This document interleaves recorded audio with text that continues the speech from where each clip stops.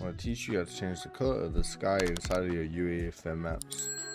So all you need to do is go ahead and grab a device, click on all in your content browser and type in the day sequence device. We won't be able to see anything currently because I already have one, but inside of here there's a section called sky. You can mess around with these settings to get the kind of sky that you want.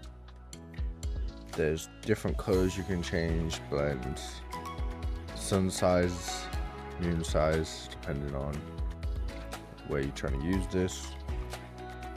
If this is helpful to you, you can subscribe to the channel, use credit code GISMO in the Fortnite item store. I have pre-made assets ready to use on the Patreon, and first link in the description.